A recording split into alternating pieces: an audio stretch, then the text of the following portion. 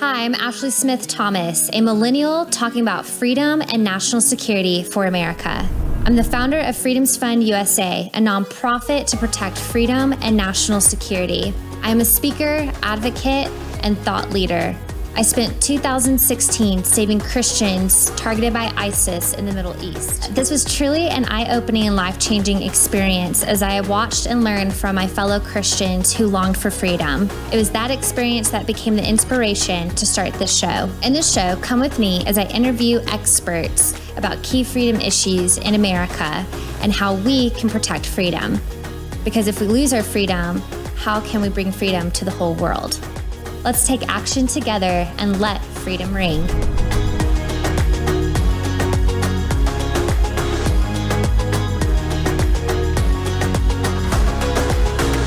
Welcome. My name is Ashley Smith Thomas, and I am the host of Freedom Talks. The purpose of this show, as many of you know, is to educate fellow Americans on key freedom and national security issues. I like to bring on subject matter experts to come onto the program to inform us, but more importantly, to give us a call to action. I mean, we can take in all this information, right? But then what do we do with it? So that is why I like to have our guests give us a call to action so that we can be the change, so that we can make the difference. As some of you probably know, a lot has been going on in my world lately with just everything of trying to fight for medical freedom, especially with what happened to my dad in February. We'll be having some episodes on that here coming shortly. But just everything that's going on. Also been traveling the great state of Texas, speaking at various clubs and groups, teaching fellow Texans on the importance of national security, let alone the threat that the Chinese Communist Party poses toward the United States and how they're influencing America. So it has been an honor to be able to do that. And so therefore, I've taken a break from filming Freedom Talks, but I'm back now and I'm looking so forward to introducing you to our guest today. One of the things that I hear quite often when I'm speaking is that a lot of your older generation is amazed that someone my age, as a millennial, being able to talk about freedom and national security. And it gives them hope for the future. So what I have done is I've been looking for fellow young millennials and Gen Zs who are passionate about protecting America, who are passionate about freedom, and what are they doing about it. So that way you can have hope that yes, there is a generation rising in our nation who is passionate about protecting America, her traditions, values, and heritage. And it is with great honor for me to introduce you to our next guest, Caroline Smith. Caroline is 16 years old and a proud American who's passionate about protecting freedom. She hosts a conservative show called the Patriot Talk, where she commentates on how our nation's most pressing issues. She talks about our nation's freedoms, and she interviews some of our most prominent political leaders. She has commentated on networks such as Newsmax, Real America's Voice, and One America News Network, which is OAN, and recently met with President Trump. Caroline is a Turning Point USA ambassador and is a powerful voice within this next generation. She is strong in her faith, putting God first in all she does, and is not afraid to speak truth. Caroline, thank you for joining me today. That's such a sweet introduction, but thank you so much, Miss Ashley, for having me on. I could not be more excited and more honored to join you. I've looked up to you for a very long time, so thank you so much for inviting me on. Absolutely, and you're just so sweet, and I'm so excited for those who watch Freedom Talks to get to know you, to follow you, and hear about the amazing work that you are doing. I've just been so impressed by watching you on Instagram, the work that you're doing for 16 years old. I mean, I've watched you when you were 15, now 16. And the fact that you are so bold, not only in your faith, but in speaking truth. And it reminds me of this scripture where it says that the righteous are bold as a lion. What made you become so bold in your faith and in your defense of freedom?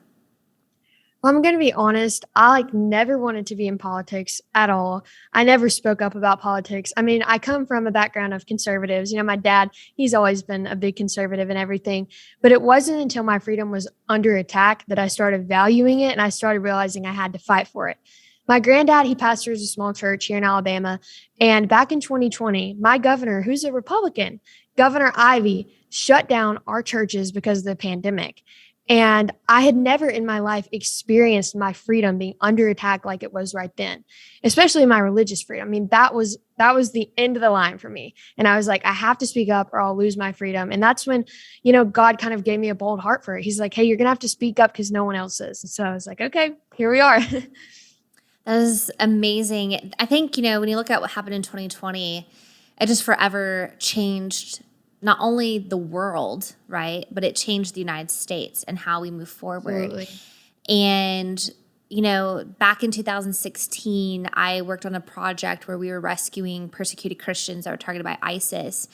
And one of the things that they had longed for was that they wanted to come to America because they wanted to freely practice their faith without fear of retribution.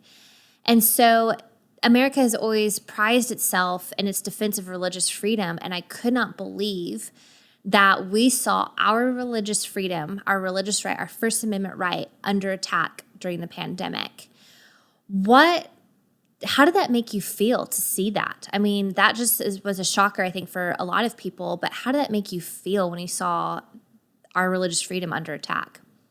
I mean, I was absolutely appalled. Honestly, I was disgusted. I was like, this is my most basic freedom. And my governor thinks she can take it away from me. Like, that's not right at all. Our Constitution, like you just said, our First Amendment already protects our religious liberty. No political leader for any reason can take that away from us. So I was very, very upset. So with your show, I know that you've had amazing speakers come on your program. And during the pandemic, we saw a gentleman who was going around leading worship rallies as a form of protesting of the lockdowns. And he was so amazing to watch, Sean Foy. And it was amazing to see how people were actually showing up to pray and to worship God. What was that like interviewing him? And can you share with us what he shared about those experiences? Of course. I'm so glad that you asked that. I've interviewed so many people, but I have to say he has been my absolute favorite. I have looked up to Mr. Sean for such a long time.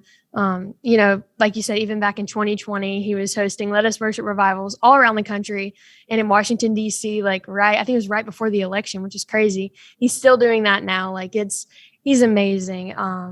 He's definitely been a huge role model to me, not only politically, but spiritually. And when you meet him, you can automatically tell he has such a heart for the Lord. He's so genuine. He's so different. And I can tell you, there are so many amazing conservative leaders that I've met, and he's so different than all of them because he truly, truly puts God first. And you know exactly where his heart is when you meet him. But it was really great. I got to eat dinner with him the night before I interviewed him. And that's where I asked him, I was like, hey, Mr. Sean, can we do an interview tomorrow? And he was like, of course we can do an interview. So we did that at the Freedom House Church, and it was really, really fun. But what he really shared with me was that, you and me, like our generations and everything, we need to start putting God first in everything that we do. Because conservatism, when we talk about conservatism, we're not just talking about electing Republicans into office. What are we actually conserving? That's what we need to be more focused on. And that's preserving our Judeo-Christian values, our morals, our family values here in America. And Mr. Sean definitely puts an emphasis on that. And I love that. And that's one of the biggest things that I've taken away from him. I like the fact that you asked, the question, what are we conserving? Because I think right now here in America, a lot of these issues, sometimes I wish politics would get out of the way. It shouldn't even be about a Republican issue. This shouldn't even be a Democrat issue. It should be an American issue. What is to the betterment of the American people? How do we protect the rights and liberties of the American people? Shouldn't be how do we protect Republicans? How do we protect Democrats? No, we're all Americans. And so I like the fact of posing the question of what are we conserving? So looking at our generation, because I'm a millennial, you're Gen Z, which is exciting, the fact that you're up and coming. What do you believe needs to be conserved in order for America to thrive and have better days ahead of her? Above everything, our religious liberty. Because America did not create religious liberty, but religious liberty created America. We need to get back to the basis of why our country was founded, and that is exactly how we're going to continue to preserve freedom moving forward. That's such a good answer. that leads me into this next question, because speaking of religious liberty, speaking of faith, a recent report came out that Christianity has actually declined in America. And according to Fox News report last week, in 1944 and the 1950s, when people were asked if they believed in God, 98% said yes. But as of today, according to this poll, it's now down to 81%. And when the Gallup poll broke it down even further, they said that the ones most likely to not believe in God are liberals at 62%, Democrats at 72%, and young Americans at 68%. And the ones who are more likely to believe in God are conservatives at 94% and Republicans 92%. When I looked at the statistics, that was just really unfortunate, honestly. And I think it's because we're seeing in religion a lot of politics starting to seep through our churches. And it can be a good thing or a bad thing. And looking at these numbers, I share these statistics just to show that the stark contrast in believing God among the political platforms. So my question to you is, are you concerned with our generation not believing in God? And do you see that there could be a potential turnaround of our generation believing in God? I mean, absolutely. That is honestly, I read about that poll the other day, and that's the most devastating news that we could hear. Because when we look at like how are we going to get America back to the place we want it to be, that's not going to be through politics. It's going to be through God. If you put God first, everything else comes after. And it's just like it's very, very confusing to me how we've just all of a sudden like come so far away from God. I think that moving forward, there is opportunity. There is an opportunity for revival here in America. There is an opportunity for spiritual awakening to take place here in America. But the thing is, God has to use us. We are the opportunity. And if we're not willing to be used by God, then I don't think that our nation will progress in a positive direction. But if we say, hey, God, use us, I definitely think that we are going to see some amazing changes start to take place. And we already are. I mean, think about like what you said, Sean Foyt and the Let Us Worship movement. Like we're already seeing so many amazing things take place. We're just going to have to be open and willing to God and just say, Lord, use us. Help us bring revival to our nation because he will make it happen. That's so good. It reminds me of scripture when you were saying that, where the Bible talks about how we're to be the hands and feet of Jesus, right?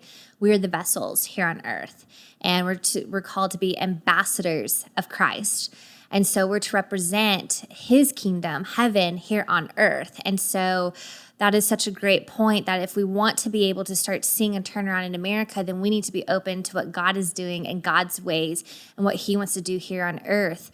Which leads me into my next question. We're starting to see here in America so much happening, right? Like just a lot from the national security standpoint, from the global scale, from what we're seeing with our enemies of Russia, China, Iran, all of that, to what's going on domestically, particularly the increase of inflation. So reports indicate that our inflation is at 8.6%, contrary to what President Biden says. According to the Associated Press last weekend, fuel has increased 49.5%, groceries have jumped 12%, rent has jumped 5.5%, and so on. So Americans are feeling this economic pressure. And the question is going to be, when are we going to feel that relief, right? Just because it seems like this is growing and growing and growing. So do you think our generation understands what is going on economically? And do you think our generation is feeling the inflation crisis that we are in right now?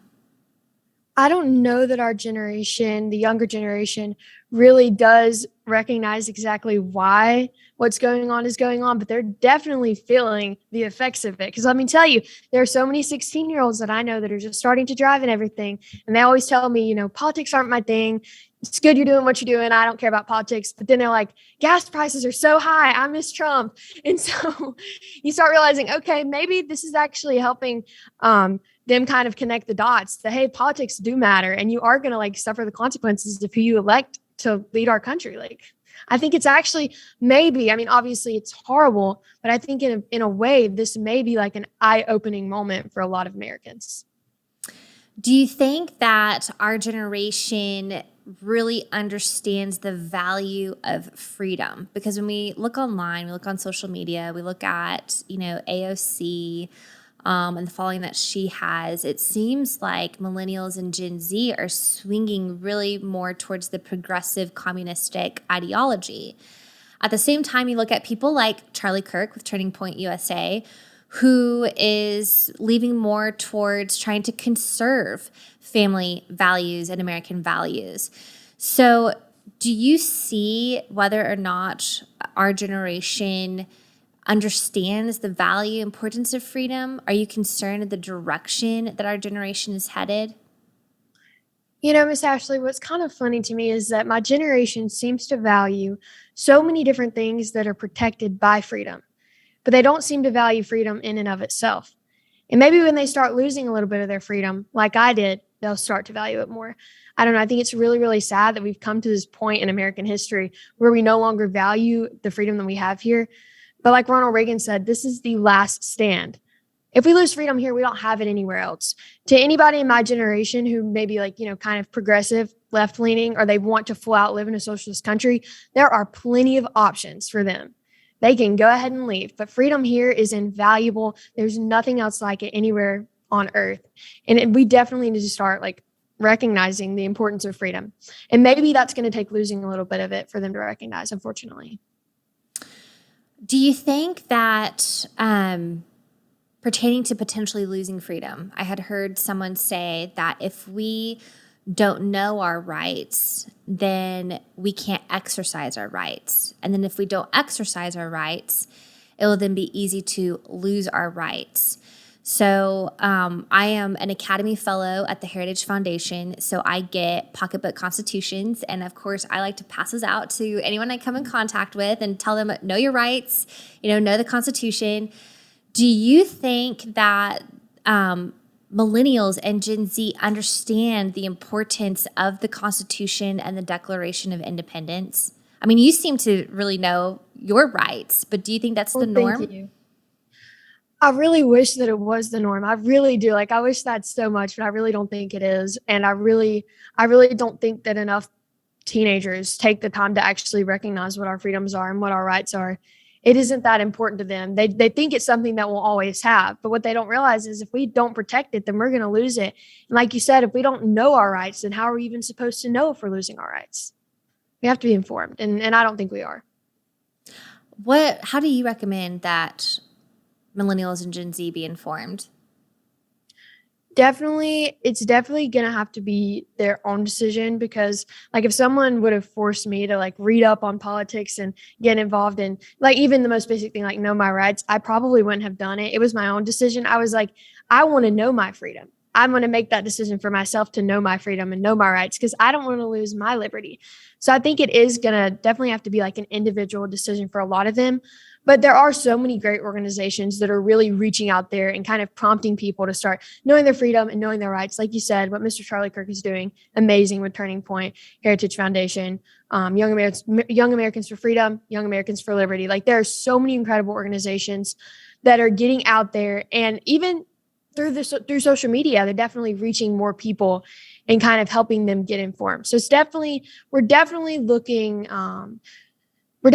more positive in regards to like reaching more people. I definitely think that Turning Point is doing a phenomenal job of that. You have met various leaders and activists through your show. You've had amazing guests on your program, and I know that you've met quite a bit of influential leaders here that are in more of your pro-America circles. What is something that you can share with those who may be listening in terms of advice? What is the best advice that you were given from one of these leaders or activists that you can share with us? That's really tough. I've met with a lot of incredible people, and I'm so blessed that God has really opened up some doors. I'm still like so confused. I'm just some 16-year-old kid from Alabama who like wanted to, start a little political show and try to do whatever I can to help save my freedom. So it's really crazy that I've gotten to meet so many of these people. But I met Kaylee McEnany last year. I've met her a few times, but this was at the Young Women's Leadership Summit in Dallas, Texas. I think you said you're from Dallas. So it was last year there. Somehow or another, I got invited backstage to do like a VIP meet and greet with her and everything. And it was only like me and my friend Kelly Anna. I think you've had her on your show. Mm-hmm. And Kaylee McEnany and her family and her sisters. So, like, it was so awesome. We were back there, like, just us. And I was talking to Kaylee. And I was like, what is your advice? You know, like, I want to be like you. You were like the killer White House press secretary for President Trump. I want to be like that. And she told me, she said, you got to work hard. You got to pray harder. And if you put God first, everything will follow after. And that has been something that has really stuck with me and that I've tried to apply to everything that I've done. So if I could share one thing, that would probably be what I would share. That's amazing. I know Kaylee just recently had released her book, and it's just amazing how it just appears. I've not had the opportunity to meet her, but from what I've seen when she was at Turning Point earlier this month for the Young Women's Leadership Summit, she just seems like she's very genuine, very humble, and you can tell that she lives out her faith. So I'm so glad that you shared that with those who are watching in terms of putting God first. I think that is something that is so needed right now here in our nation and everything that is going on. And, you know, regardless of what we do, right? Regardless of clubs that we're a part of, organizations that we align with, it's always putting God first and believing that God is using us for this time and season that we are in. What makes you so passionate about your faith? I mean, I've seen you on Instagram. I know you always put God first, but why? Like, why do you do what you do?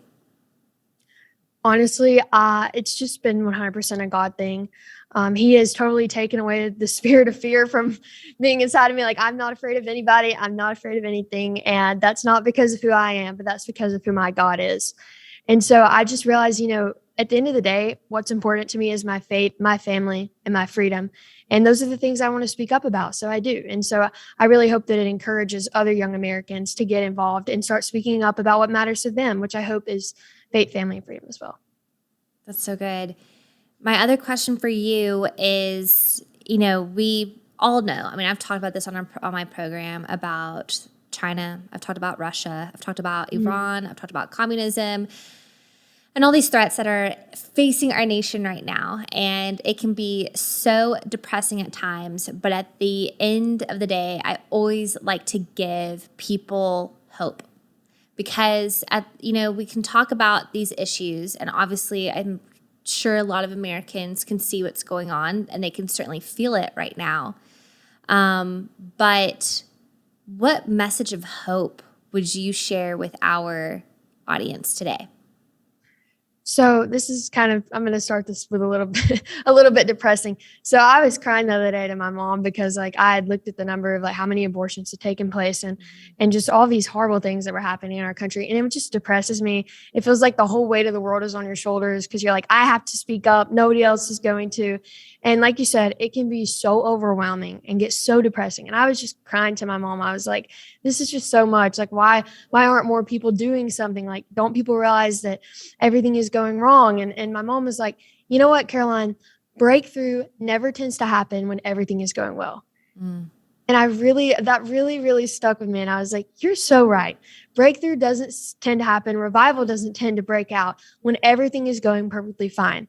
Under President Trump, I was not as fired up. I was just like, everything's going great. You know, it's great. We got President Trump in the White House.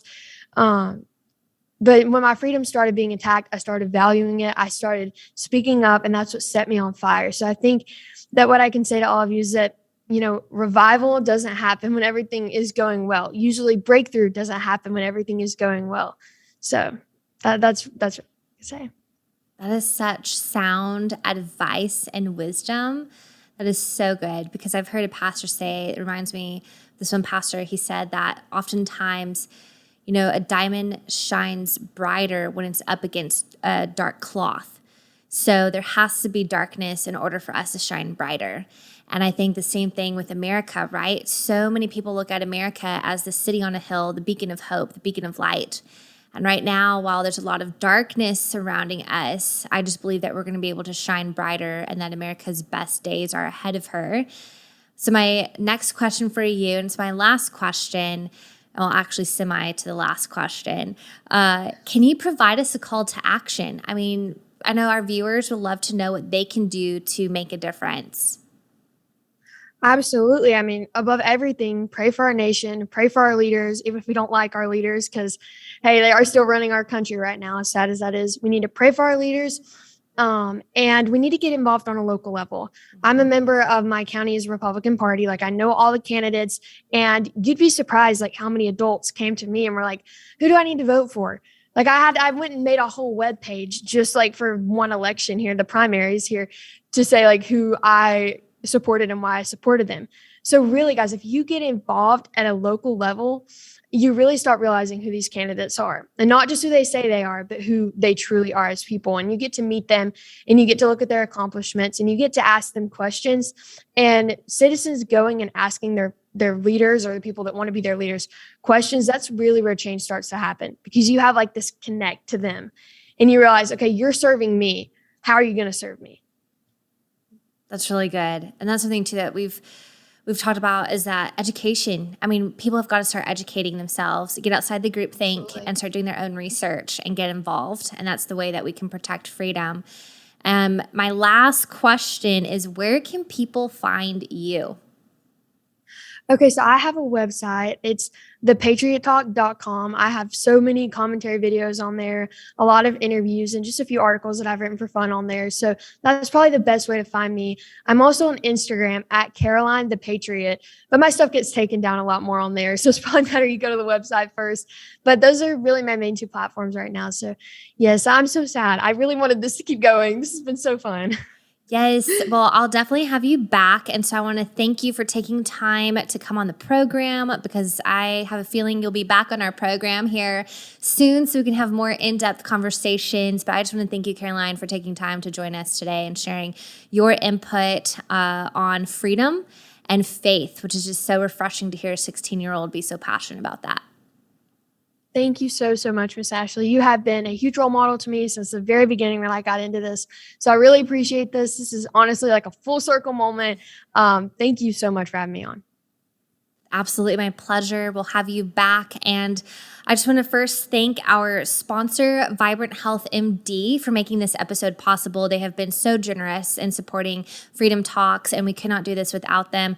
Vibrant Health MD is a health and wellness practice based in Plano, Texas, and they will help you discover a healthy life so you can live your best life. And let me tell you, their supplements are amazing. So be sure to check them out at vibranthealthmd.com. That is vibranthealthmd.com. And I just want to thank you all for watching Freedom Talks today. I really hope that this episode here encourages you that there is a generation that is rising that truly loves America. And one of the things that I am so passionate about, that I truly believe that as a millennial and then the older generation, we need to raise up the next generation to be leaders. We need to raise up the next generation to be ambassadors of freedom, so to speak. The days of condemning this next generation, the days of speaking ill of this next generation is over. We need to raise up this next generation to fight for our country, to understand their values, and to understand freedom. And so I am so encouraged by Caroline, and I hope that you are encouraged too. Let us look for opportunities to mentor this next generation. We need mentorship. We need to see people rise to the occasion to mentor this next generation so that they can protect freedom and national security. So I truly believe that together we will see America turn around. We will see better days ahead. And I just truly believe that together that we will see freedom ring. So let us stand for righteousness, speak truth, and protect freedom. Look forward to seeing you next time. Thank you, and God bless.